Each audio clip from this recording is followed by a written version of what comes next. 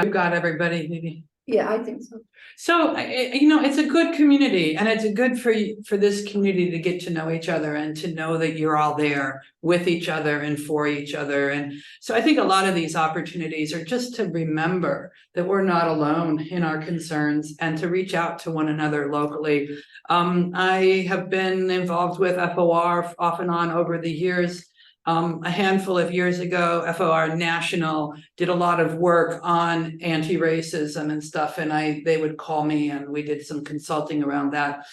FOR and a lot of the Quakers, Lori Childers from Corvallis sent me the statement that FOR wrote and a bunch of resources, and that's what a lot of Quaker meetings have done, right? Talk to each other, find our voice and make a statement about it, and share resources and start a study group so that we can build up some language and be able to talk to one another. My experience with Friends Peace Teams in our effort to decolonize our group is very different from that. So I thought it would be a fun thing to share with people and just let people know about. So Friends Peace Teams, Friends being Quakers, the peace teams, it was back in the day that we had the Christian peacemaker teams, but you had to accept Jesus Christ as your Lord and Savior to go with them at that time. It's not true now. And a lot of Quakers were like, just say it so you can go and do this work. And others were like, nah, I don't think we're going to do that. So we created Friends Peace Teams to come together and to go to Bosnia and Herzegovina at that time. I was in the early 90s. Since then, it's become a place where friends can gather. And it's not like a current NGO. It's more like the old school NGOs, the people-to-people exchanges when students or scholars or scientists went back and forth. And when they traveled to see each other, there wasn't an agenda put upon them. It was the work they were doing that created the work, that defined the work. And that's true for us. Friends Peace Teams is a place primarily volunteers, and we have a lot of Mennonites that are working with us. We have a lot of people who are not Quakers working with us. We do work in the manner of Quakers, but people who have justice and peace ministries that are consistent with a Quaker approach to peace in the world are totally welcome. And it's a place you can come and bring your ministry and get feedback from other people and see what other people are doing. If you get to know the group and the group gets to know you, and everybody's feeling good about this and comfortable, we can open up and share your news. And so if you go to our website, friendspeaceteams.org, there is news from all over the world. And you can read stories about grassroots. Somebody said recently, that's what I do now. Instead of turning the radio on, I open up and I just read one Friends Peace Teams news story in the morning. And I feel more connected to the world, but it lifts me up and gives me power and energy rather than hearing this stuff that is just constantly in despair and distress. And it is quite amazing. So just wanted to give you a little feel for Friends Peace Teams. We operate in 5 different regions of the world. So we have an Asia West Pacific group that spans massive from Nepal to Korea to West Papua through Indonesia, Philippines, Australia, New Zealand, half of the planet. There's a group in the African Great Lakes region, which is around Rwanda and its neighboring countries, Burundi, Uganda, Congo, Kenya, Tanzania, in that region. There's another group that was part of Asia West Pacific that now has become its own group in Eastern Europe. And it's called Europe. It'll probably become Europe, Middle East. The friends who are working in the Middle East, both in Kurdistan, Iraq, and Afghanistan, and Israel and Palestine, are there in the group with us, but they're pretty quiet. They're not sending out news and raising money, but we're supporting one another and sharing. but the work in Ukraine and the North Caucasus. So we moved in, Chris Hunter, who is one of the primary actors in that group, went into Chechnya in the early 90s, in 93, and was there during the war. So I know right now, one of the things that goes on in the United States, which is a little hard for me to adjust to, is how focused we are on the media.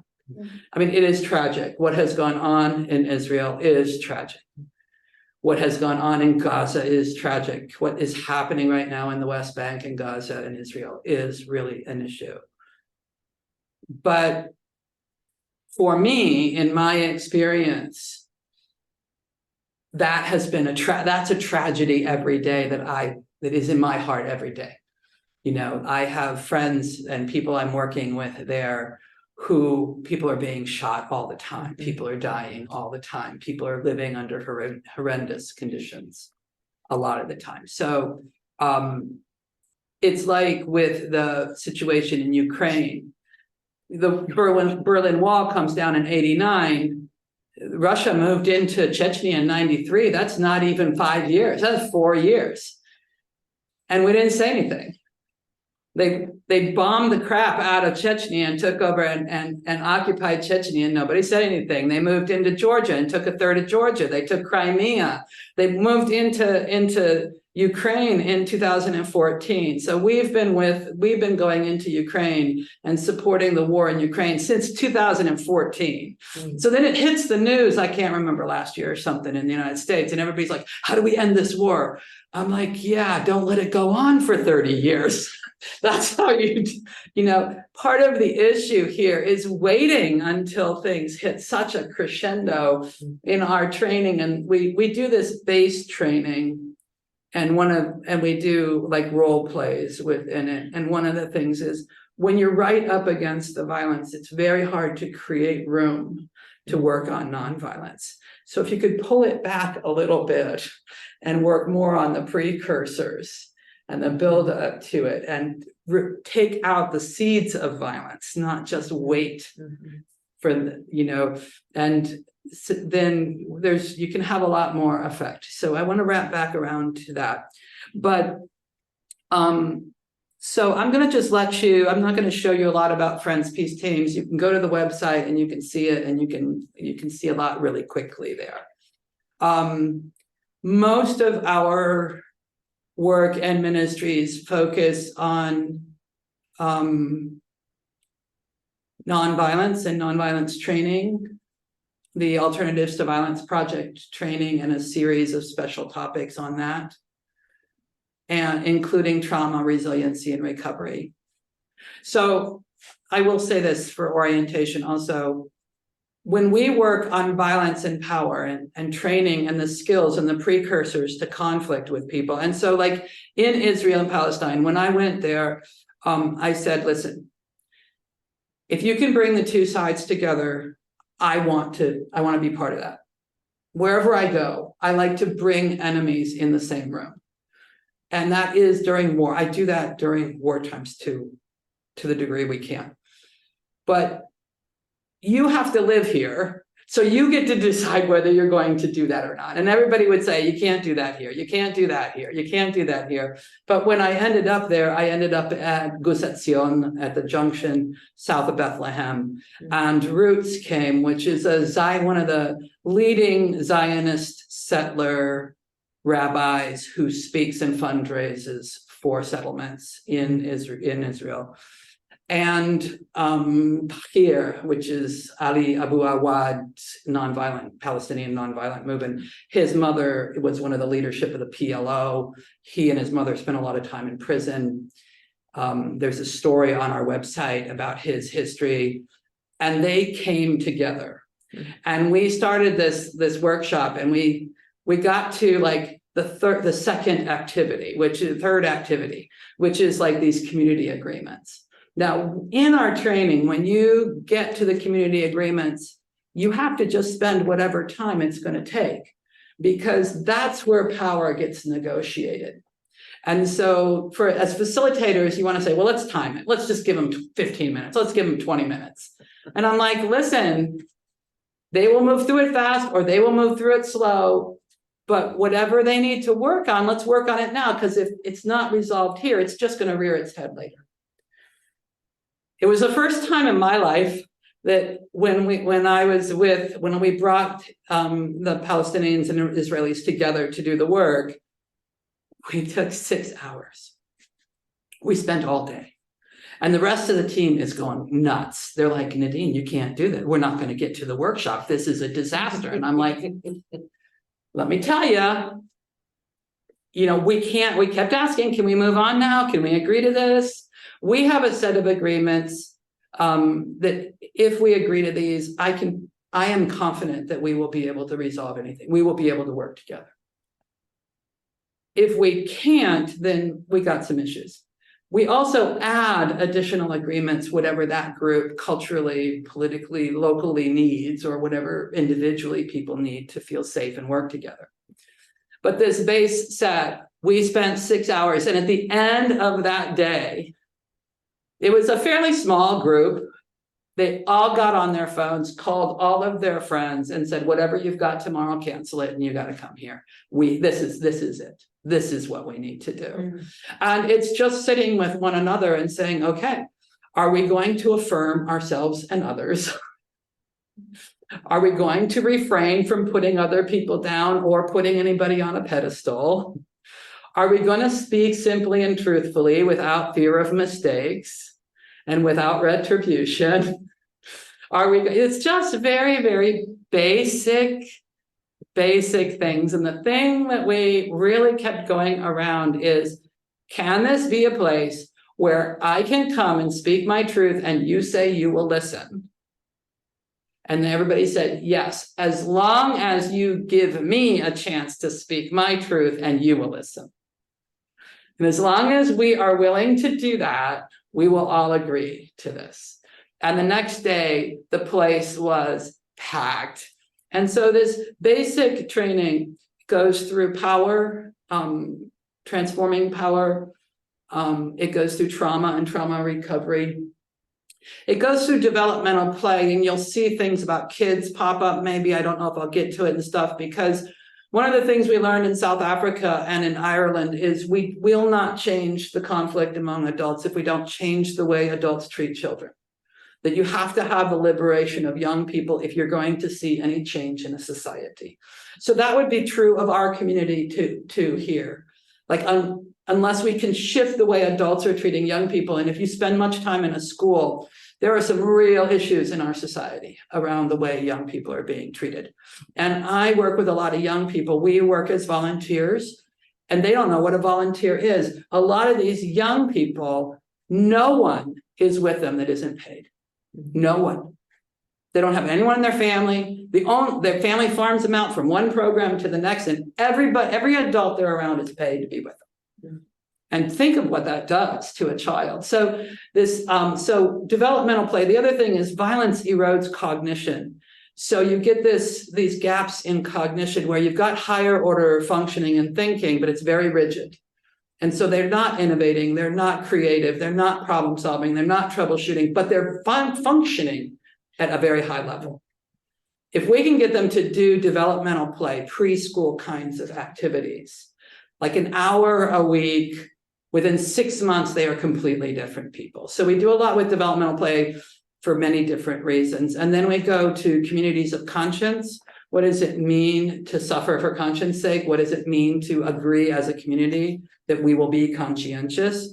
We move to liberation from oppression and the multi-generational cycles of oppression and how that's transferred. And then we move to a consensus of conscience, not a consensus of opinion. So I don't know how FOR is working if you're thinking about consensus, but I think it's been one of the most detrimental things in the peace movement in the United States and around the world, is that we talk about consensus, but we think it's a consensus of opinion, which either means you're going to come down to a very like-minded group, or it means you're going to fight and try to pretend like you're not, or hide it. It's not about a consensus of opinion. It's about a consensus of conscience. It's about asking each other, what do we think is right? It's not what I agree with. It's not what I like. It's not even what I understand. It's what it feels right here And that we need all of us. We need to test it with all of us. So that's what we're doing in our training. And that becomes the base training that binds us all together and gives us a language. And from there, it releases us. And you'll see we're doing lots of different kinds of ministry for justice and peace. Do you have kids? Me? Mm-hmm. I have 2. That's one of them. Oh. The other one just had a baby. So I'm here for my first grandchild. I did see that email come through because I had a little rental place, right? Adjacent to this church, but it had just rented out. Oh, yeah. But you found a place to stay is what I got. Thank you. Yes, Yeah. I got it. So that's a little bit about Friends Peace Teams, just to give you a little orientation. And now I want to talk about decolonizing. Are we okay? Any questions at this? You're time? awesome. Okay. I'm absorbing. Good. So when Friends Peace Teams, we said we wanted steps towards an anti-racist. So one of the things about anti-racism is a lot of the younger people want to say, we can't say we're anti-racist. We have to accept the fact that we're racist. We came up in a racist society and we are racist. And I'm like, whoa. I've met some racists. And that's not us, honey. There's some distinction here between actually being a racist and not. And I want us to really claim the fact that I'm pretty sure we're in a company right here of people who do not want to be racist. Mm-hmm. So what does it mean to be an anti-racist, decolonized, toward right relationship, justice-seeking organization? And we put up 4 or 5 steps, but let me just look at them. Who is we? Who is we? Humans. Well, for us, we're talking about Friends Peace Teams, and so that was a really big question. Like when we say who are we talking about, and how far does that extend, and who actually identifies as part of Friends Peace Teams and who doesn't? Like we could say, well, it includes everybody. It includes all of our, everybody out to all of our donors. And it's like, our donors might not feel like they are, like, I donate to Friends Peace Teams. I'm not part of Friends Peace Teams. Like identity, it's an identity issue, right? There are peace workers collaborating with us, but may not see themselves as Friends Peace Teams. Like, so you have to talk to people where are the layers of the we, we spent almost 2 years. Who can speak for we? Like, how diverse is the we? Is it a we? Is it? And so that was a very, very long conversation for us. Who is the we? Then we said, how do you address, I'm going to screen share this so that it's easy for people to see what I'm looking at. I think that's it. So how do you address structural power issues in the working groups, which are these regional teams? And at that time, in the council, at that time we had a council. So we wanted to talk, we thought we would just go really quick to addressing the structural power issues. It turned out we spent most of our time talking about who is we. And then by the time we talked about the we for so long, number 2 happened very quickly. And then what findings are emerging across the organization? And then how can Friends Peace Teams best benefit from an outside facilitator? So there's this idea in this work that privilege blinds us. We can't actually see the problems. We need somebody from outside to come in. And I think there's a lot of validity to that.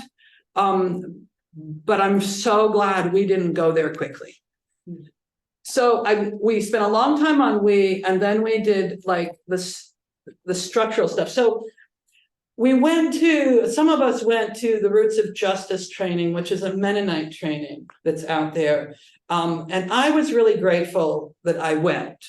And the biggest idea that I got from them was this iceberg idea that we're pretty familiar with. There's a tip of the iceberg, which is the stuff you see, the racist behaviors that you can see that are out there where people are put above and below each other. And then there's this body of the iceberg, which is a lot of things we can't see. a lot of patterns that are happening that we don't see and that are structural, that are built into the structure.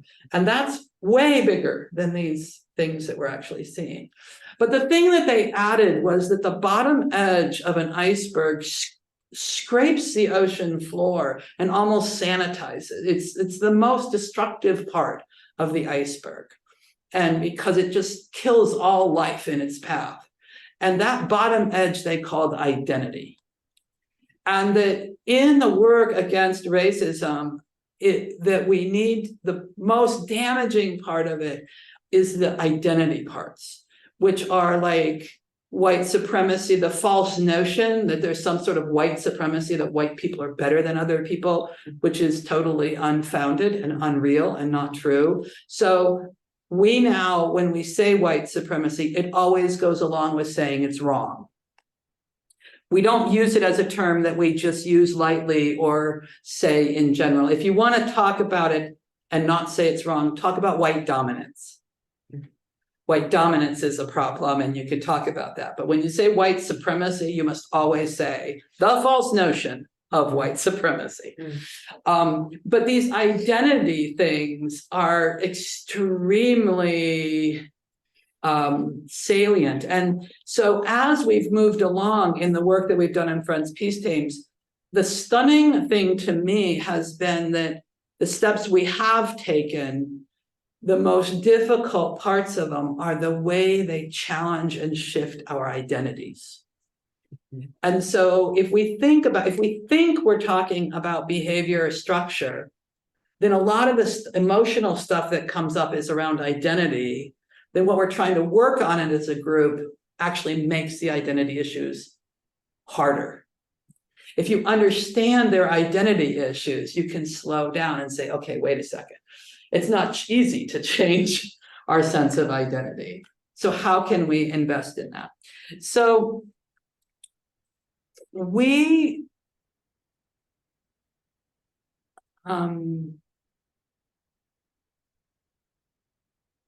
so what happened then was that we said, well, we really should get an outside person in. And then we said, but let's do everything we know how to do first. Like, let's get our house in order before we invite somebody in. And the idea that came up was we had a North American we had a council that was in North America. So it had a lot of North Americans on it, but it brought people from all these different regions of the world. So when you sat in the council, which was made up of representatives from the yearly meetings in North America, you would see all these people from around the world. But it was very, very hard to say to that group, you realize this is a North American group. No, it's a global group. Well, it's a global group in North America, populated by North American yearly meeting representatives, and the people of color you see here are people we pay. So of course they're going to show up. But what we're seeing is them, and we're identifying as global. Now, I grew up in Friends World College, right? I grew up in Quakers, in the work camps, and all of the old Quaker stuff from the peace movement. And I was raised to learn to use the world as your university, that we're going to be global citizens, right? The line between being a global citizen and the idea of world domination is very thin. North Americans tend to think that we should be able to go anywhere we want. We go anywhere we want. We do anything we want in the world. When I ask the Australian Quakers for funding for the work we're doing with Ukraine, they were like, whoa, wait a minute, that's not in our region. Have you asked the European Quakers? I'm like, excuse me? They're like, ask the European Quakers, that's their region. And if they need trouble, if they need help, they'll ask us, but this is our. So from an Australian identity, they have a regional identity, right? And that's outside their identity. Go talk to the Europeans, and if the Europeans, don't you as a North American come tell us as Australians we ought to be sending money to Ukraine. That's crazy. But in the United States, we think like that all the time. Because the world is our oyster, right? And so how do you shift that identity And what we said was, this is a North American group. We have to acknowledge that we're a North American group, and we need to not be a council. We need to make it a North American regional team equal to the other regional teams. And we need to bring the yearly meeting reps from the other yearly meetings around the world onto the teams, not just have the North American yearly meetings driving all of this. Well, when this was coming up, I told my friends, I said, in Africa, Asia, around Latin America, I said, guys, we don't have to go here. Like, we don't have to go this direction because it's a lot more work for them. Right now, the North Americans populate all the support committees. They're doing all of the administrative work. They're running everything, which I guess is a power problem, except for the fact that it gets everybody else off the hook. And they can pay attention to the peace and justice work in their regions, and the North Americans take care of the administration. For them, they don't have as much experience. They don't have as much skill. It takes a lot longer. Their internet isn't as reliable. I'm like, it's going to be a lot more work for you guys. Now, if you want the North Americans to keep supporting you, you need to think about that. So it's been funny because as we move down this path, they remind me a lot. Remember, Nadine told us it was going to be more work, but we have to rise to the occasion. So you have to be honest. There's a two-way street here when we want to pamper people around the world. And the problem is just that the North Americans take over. That's not the only problem. The problem is that they've got to take some responsibility. They've got to volunteer, and they've got to get involved. So it's a two-way street. And so what we did was we now have these regional teams, and North America is one of them equal. And we have a global coordinating team now, and it rotates the clerks, the people clerking or running it. It rotates among the regional clerks. So one region clerks for 3 or 4 months, and then it goes to another region and they clerk. And then this is very confusing to many North Americans. So a lot of people are like, cool, we want to experience what this is like. But there was a few people that go, wait a minute, who's in control? Who's gonna, like, who makes decisions? Well, I think it's discernment by the body of the group. Yeah, but it's legal. You can't do that when there's laws, and there, yes, you can. You actually can. And so trying to help they were just confused. They just were like, this isn't an organization anymore. So I had to help them understand that the finances in the United States are grounded in the United States. The finances, we raise money in Australia, that's in Australia. We raise money in the UK, that's in the UK. The Africans are like, well, if we're going to decolonize, we want to raise money in Africa. I'm like, go for it, honey. So now we're trying to help them figure out how to set that apparatus up. Indonesia, the problem there is not the lack of money, right? They are a very, very, very wealthy place. There are individuals that could write a personal check for the national debt, right? The problem is the distribution of wealth is in the hands of just a few, and those few are the people who play with the United States. And we support the accumulation of wealth. So what we really need to do is work on distribution of wealth, not always just moving money from here out. I don't want to do, I think that's, and that's kind of the decolonizing piece. And then I've got one more piece where I want to show you some of our work, but let's stop there for a moment. Digest. There's a lot more detail, but I think those are some of the big, did you want to add anything to that? Not yet. I think opening it up would be a good idea.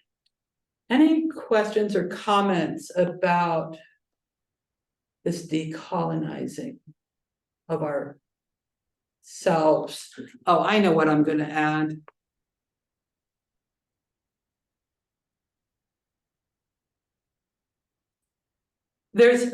Okay, I'm going to open it up and then I'll add it. Go ahead. Any comments or questions about that? So when did you start this process? Was it 3 or 4 years ago? Anybody know? You know? It was during the pandemic, because it was all the online meetings. So it had to be in the last 3 or 4 years. Yeah.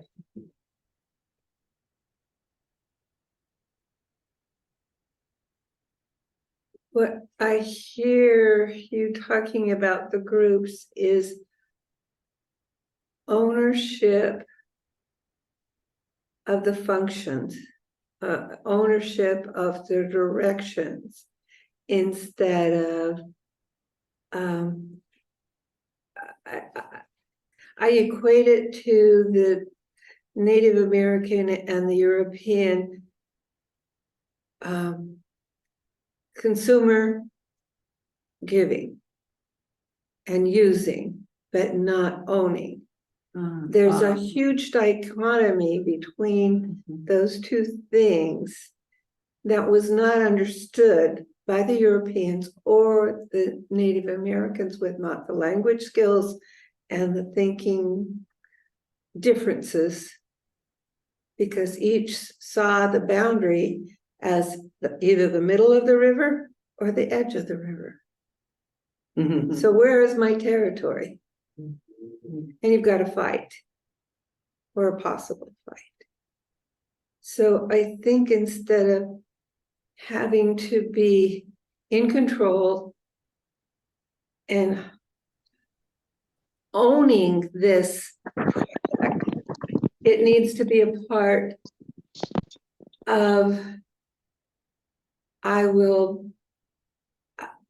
be a part of it, but it's not mine to own. None of us owns it. We all together are part of this necessary process if we're going to survive. It's a funny flip thing, right? It's sharing the ownership that none of us owns, right? Well, I know I may not say it very well, but No, it's good. No, you said it perfectly. Yeah. it just, that way before they made fences. I mean, people conceived of the land as everybody's, and then someone said, well, I'm enclosing this section over here and this is mine and you can't walk there. But originally everybody, I'm thinking about in England, like the enclosure movement, the land was everybody's. Or the kings, who was kind of never there, but or God's, God's land. Or I'm still in communities where that's true. I still work in communities where that's true, but you get more and more privatized land, and it's very different experience of being.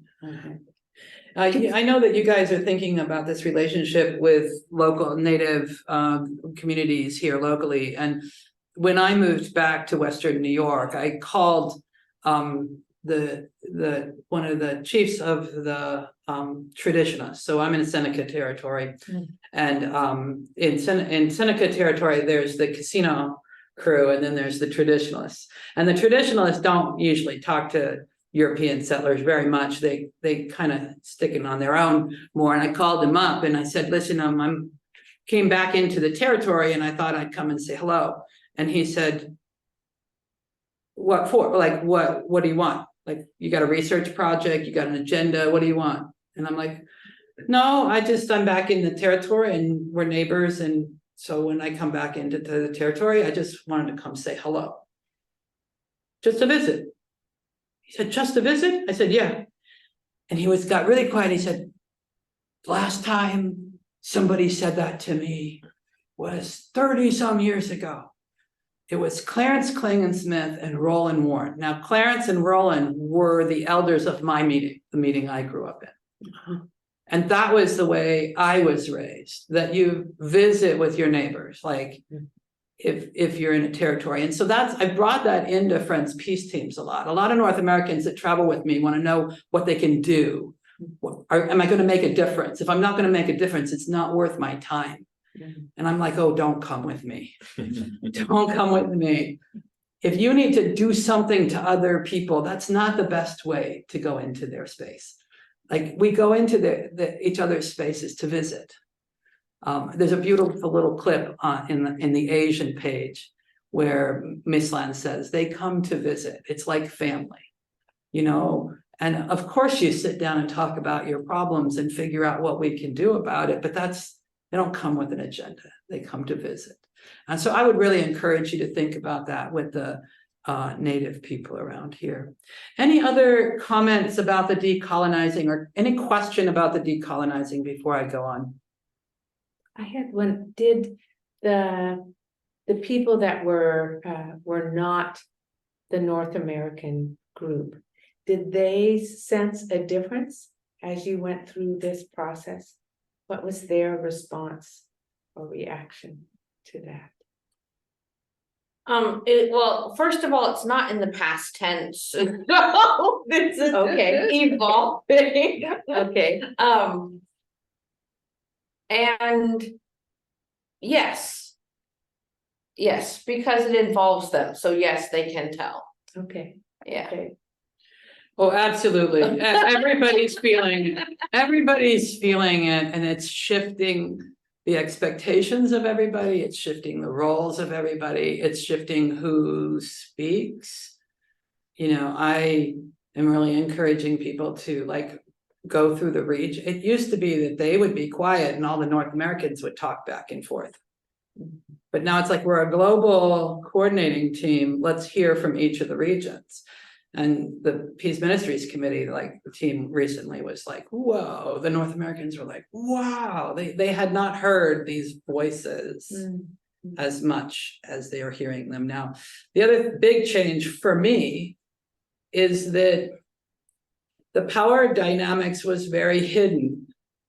We acted like we were a global group, but there were certain people who had a lot of power and control and did everything. And it was hard to feel how to be part of it or participate. And it was very hard to bring young people in.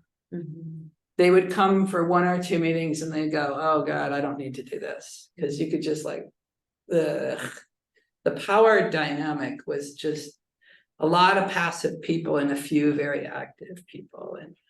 And since we've made the shift, we've gotten younger people, and almost every meeting I've gone to, and since May, we brought people from around the world together in May, and we started the global coordinating team in May. So like she said, it's very new. Okay. And since then, I just continually hear people say, wow, there's a lot of new people here.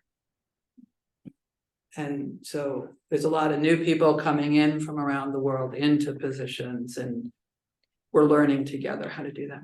And I think the thing that I would add, this part that we're in the middle of it, it's not in the past tense, but also, there have been dramatic changes. The global coordinating team is very visible. It's very new.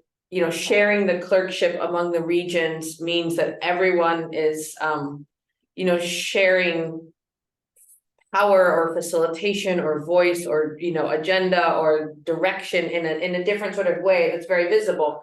But a lot of things are still exactly the same. Everything doesn't change overnight, and people are like, oh, we're doing it wrong, or we don't know what we're doing, or we can't do it that way because that's the old way and we have to do it the new way. And it's like, no, that part was working just fine. Let's continue to do it that way, or we're going to continue to do it that way until we figure out a better way, but it still has to function, so we're still going to do it. So I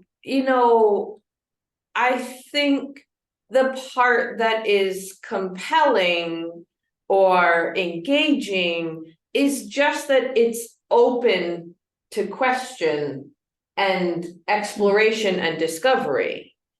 That it isn't like, oh, well, you're new, you have to learn how we've been doing it, and then you have to continue it the way we've been doing it. Like, you can do things, you can learn from your elders, learn from experience, help that guide you. You can learn from other voices, you can learn from other traditions, your own tradition. It doesn't mean that there is no North America. Okay, now North America has to be punished and sit in the back row and everyone else has to do things, right? Like, you're still a player, you still bring your tradition. And so I think it's not one thing, it's just that you're allowed to ask and you're allowed to explore, like, do we want to do it the way we've been doing it?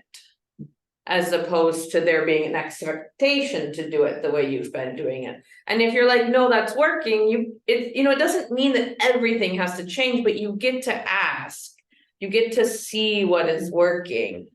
It's also different, very different from different perspectives. So I'm going to give you 2 examples. One is like Asia. They're trying to step up to some positions, but we're discovering a few things.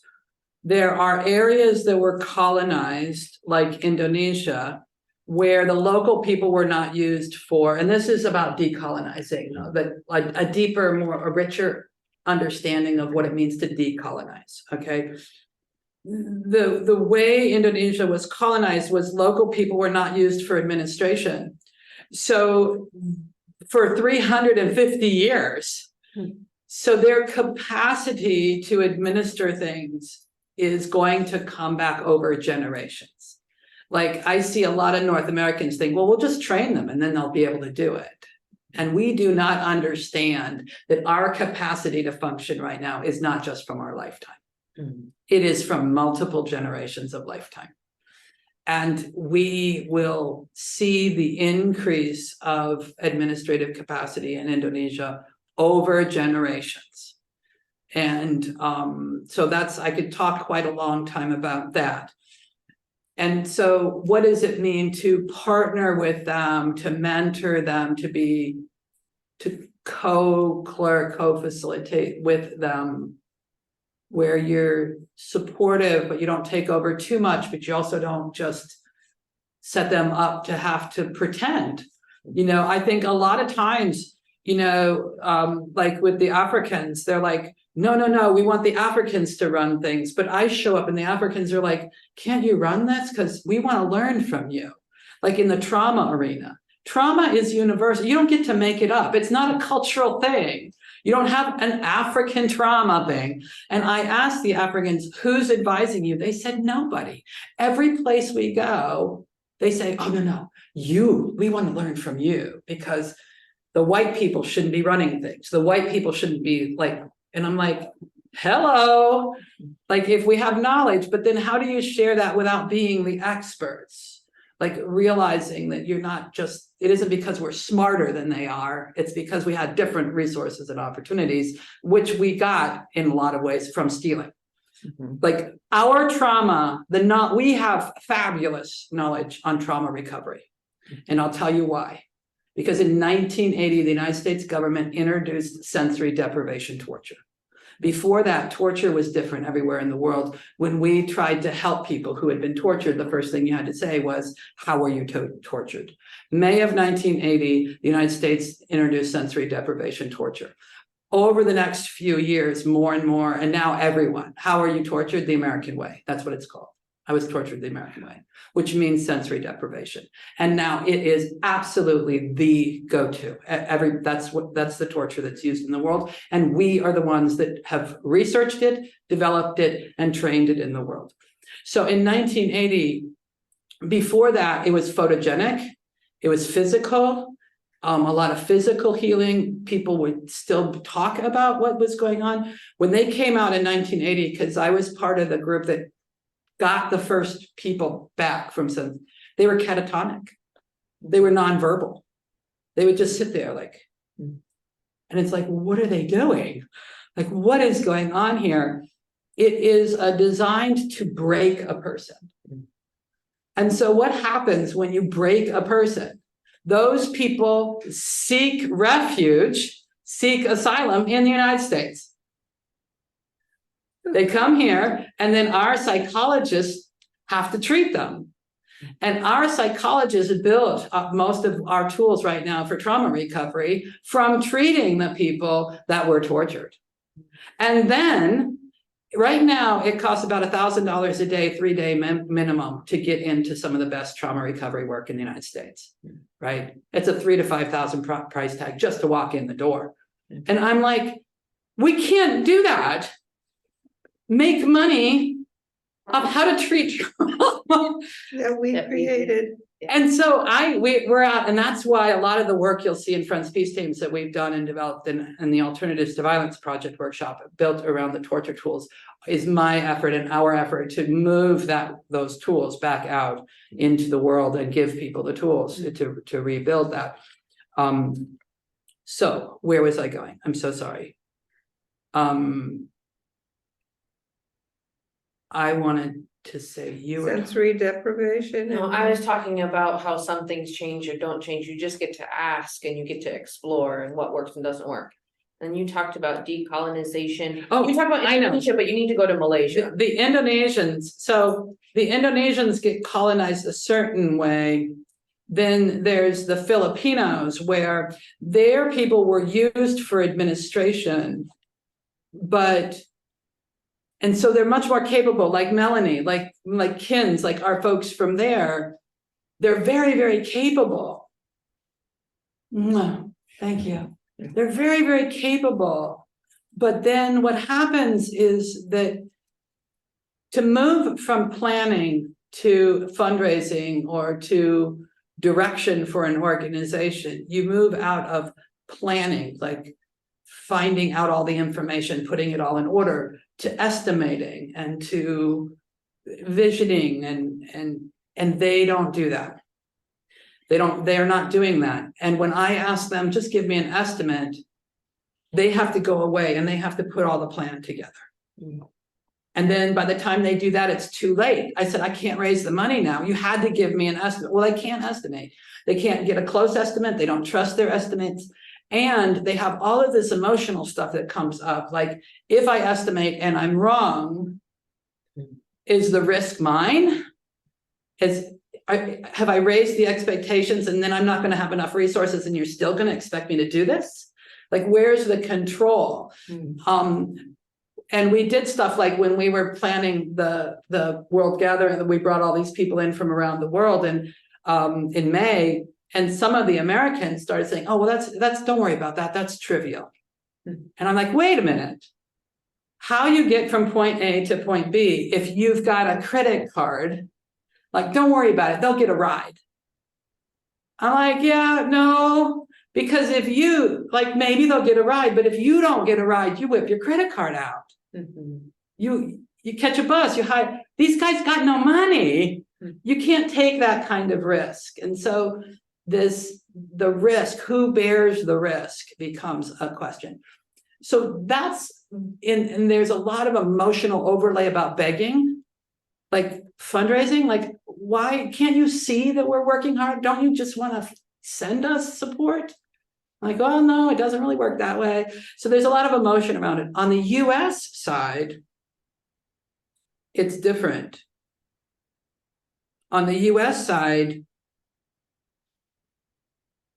when I came to Friends Peace Teams, they said, we'll take your work with Indonesia because we like to help those people, because that's our identity. We help other people. We help the needy, right?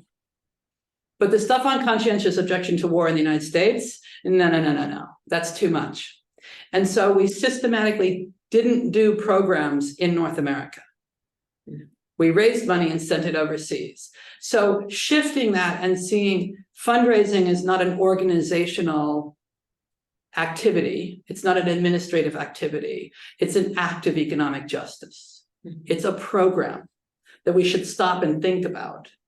Why are we sending money? Are we displacing local money? Are we displacing local relationships? Are we doing it because we think we're better than they are? Is it reparations, where we give them the money and they have control over it? Is it wealth redistribution?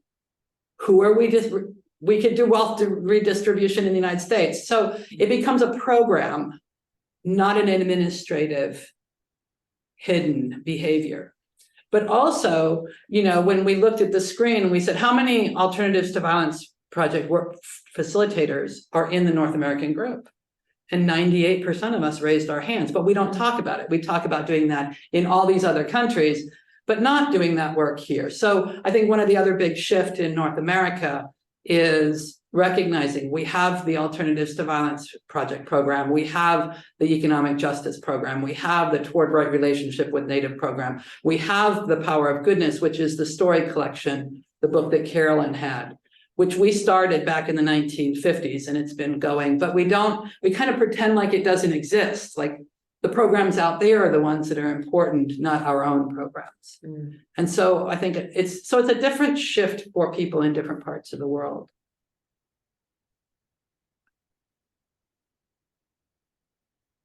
All right. Any other comment or question about decolonization? Sounds very complex. If you want to talk about it at a distance, it's complex. But when you're in it, it's it's the experiences we're having with each other. It's like she said, we get to stop and ask, we get to stop and talk about. This doesn't feel just. So it's not at all on a theoretical level. It's on a very personal, subjective level. Excuse me, Nadine. Michael Brunson online has raised his hand. Oh, yes. Go Michael, ahead. can you go ahead? Yes.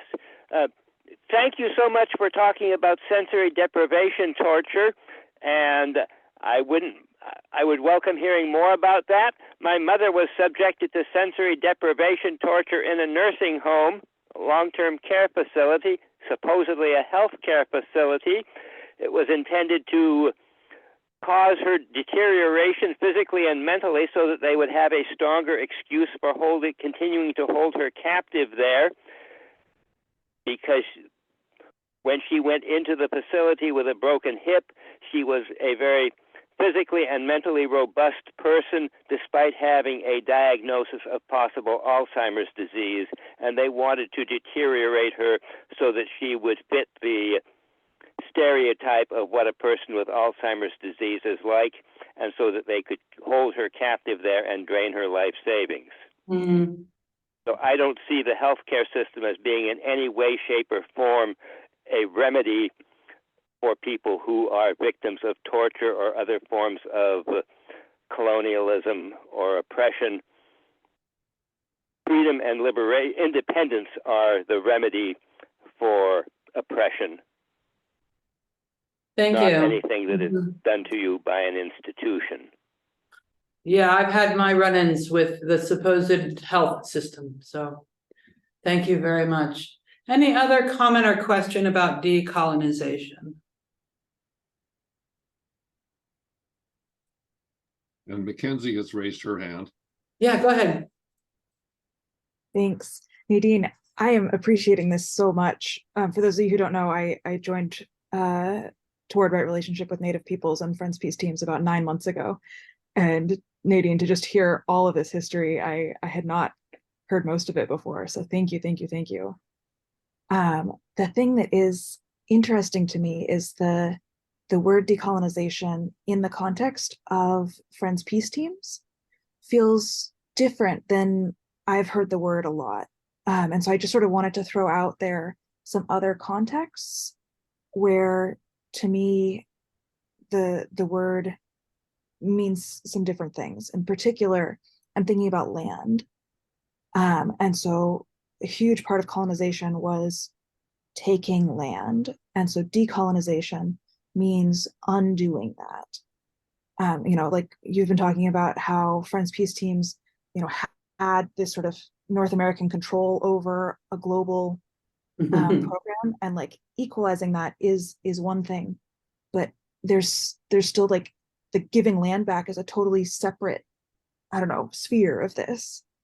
And some of the like cultural rejuvenation stuff, I know in the US, languages are such a huge thing, indigenous languages.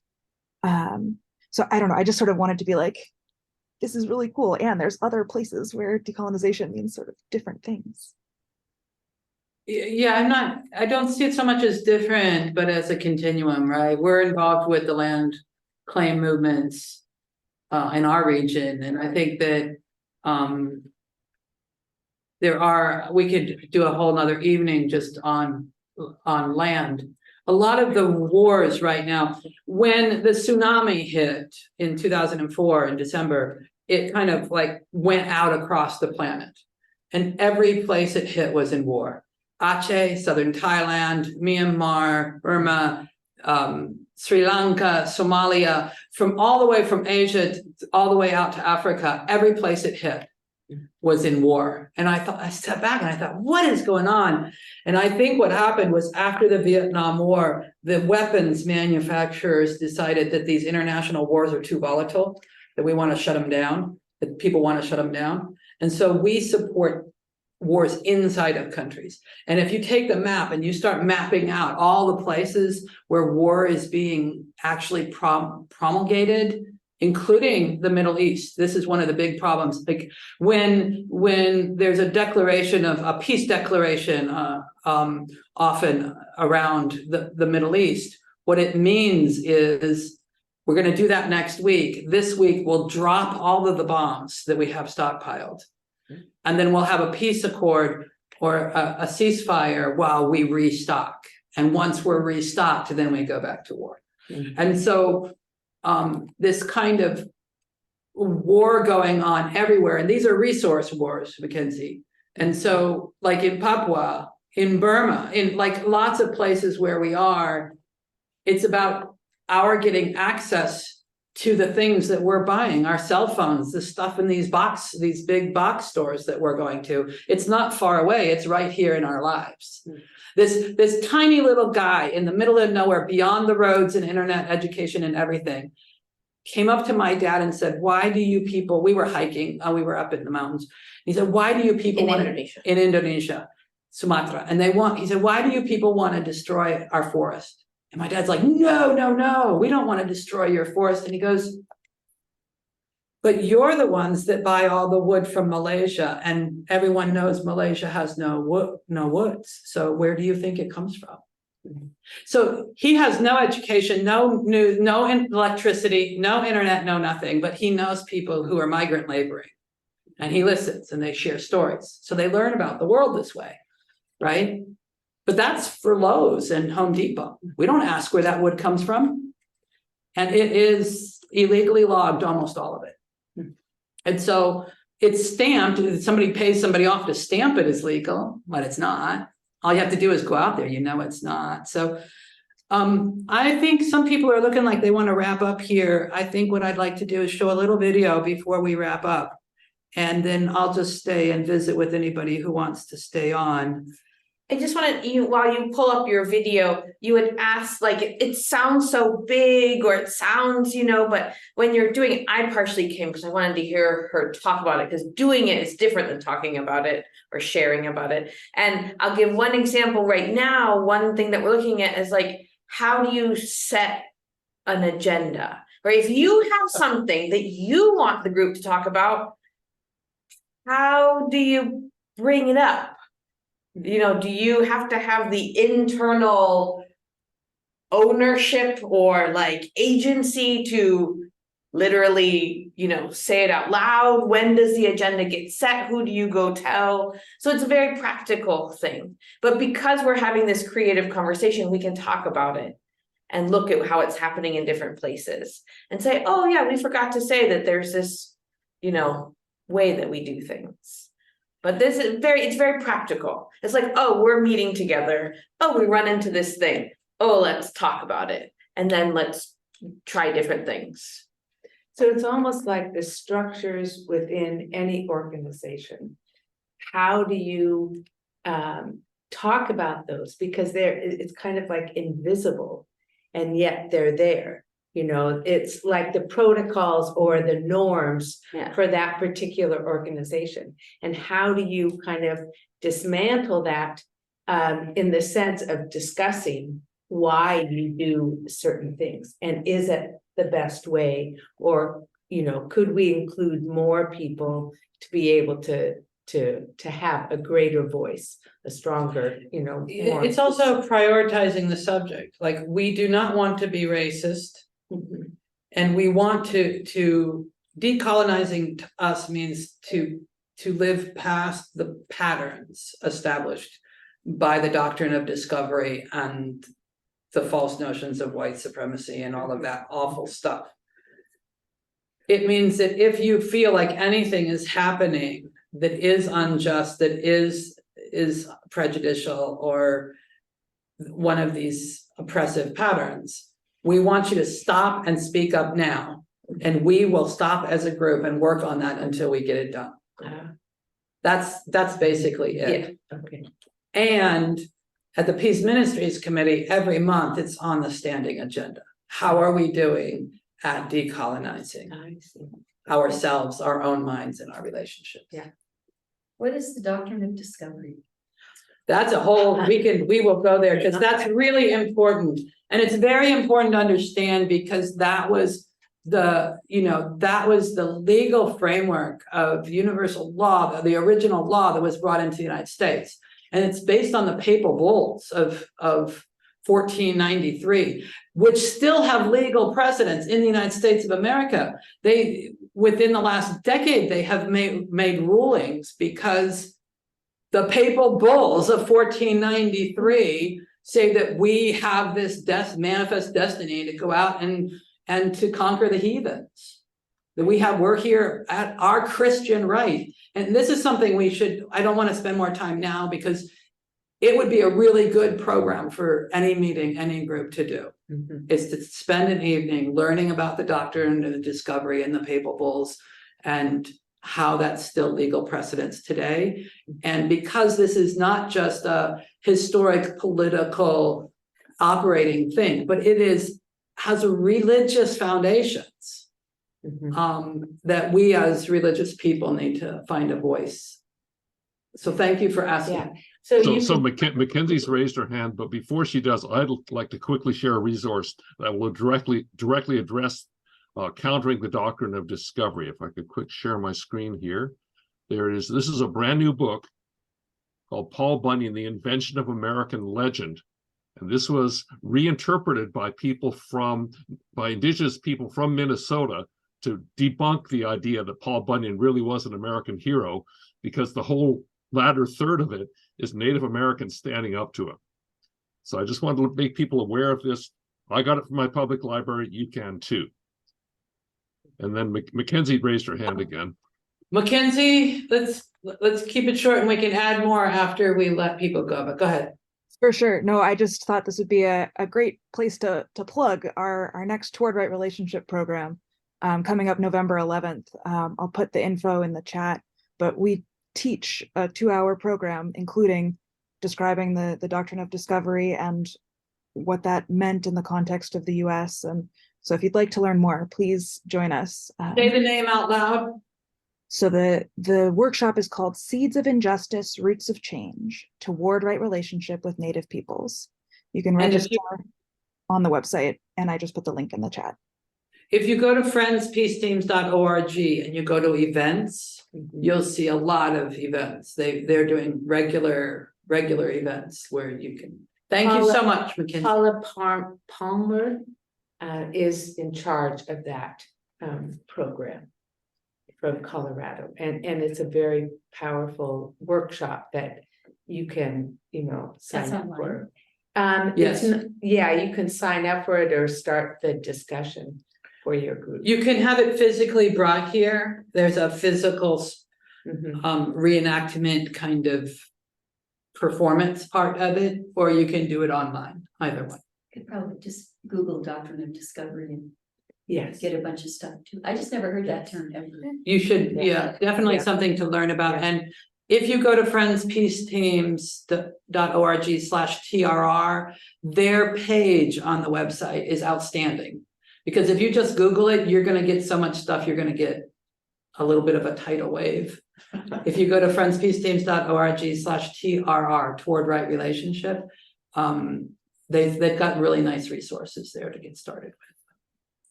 So one of the things I really, really, really want us to do is to come back to ourselves and to challenge ourselves to question whether I actually believe peace is possible. I was at a peace studies program, I think at probably Haverford College or Quaker College.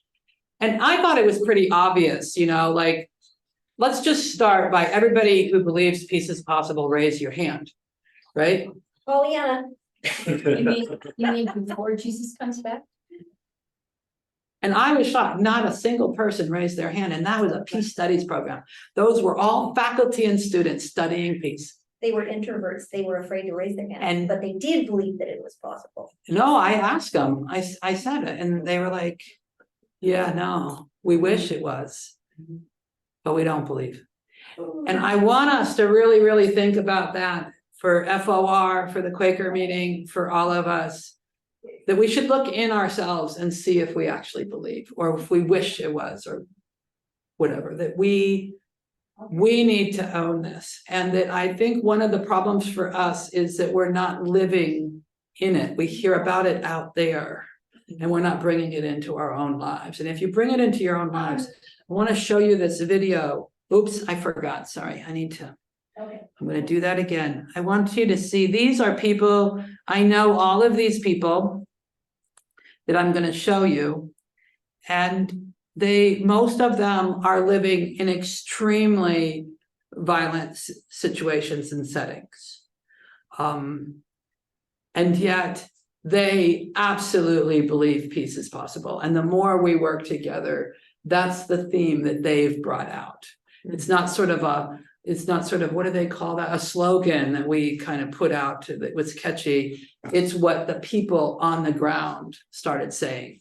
Like, you wouldn't believe, you should come and do this with us, because if you do it, you will know also that peace is possible. And I think what they're talking about is a faith, that when you do this work and you move into it and you believe, and I want you to, so when you're listening to this, notice this sense of faith that it portrays. Is it going to show right? Yeah, it was there. There you go. I'm so excited about peace and creating good relationships because I really believe peace. Peace. Peace. Peace. Peace. Peace. Peace. Peace. Peace. Peace. Peace. Possible! So kalilintad ang mapambayapaya. Anomi nuboy na hele. Peace is possible for us. Posible ang paghirupai. Tantram, isa tiwujud na. Damayan itu pasti. Belum, wanigi. Damay itu mungkin. Posible ang kalinaw.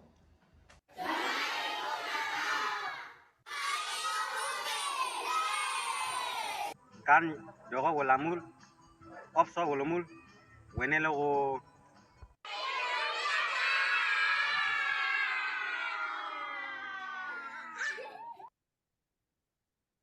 No, it's sweet. So thank you all so much. I am leaving here tomorrow, the Tacoma, and I'm going back. I'm going to Poland. We're bringing 22 Ukrainians out. We're bringing a half a dozen Kurds up from northern Iraq. We're bringing the Mennonite Central Committee, the Earlham School of Religion. We're doing a training, 8-day training with 45 people in Poland at the end of this month. And I've been so busy raising money for that I haven't been speaking for Asia West Pacific. So if anybody has financial resources or knows somebody who does, right now, Friends Peace Teams Asia West Pacific is down to like $3,000 in the bank account. So we could use a little more cash infusion to keep us going. If that's something that people would like to participate in, we'd appreciate it. So there's some envelopes over there, and we usually pay $75 for these meetings. Oh, sweet. Yeah, please give it Is to that the address that we should Friends. send it to? Yes, Friends Peace Teams Asia West Pacific. And you can put it in that envelope and send it in. That would be really great. Okay. Anything that we can donate, it really makes a difference. You know, 1,000 people send, $75 and you got $75,000. It's great. Yeah, just spread the word. This is the place to put the resources. And we operate on very small amounts of money and get a huge effect for it. So we appreciate any support we can get.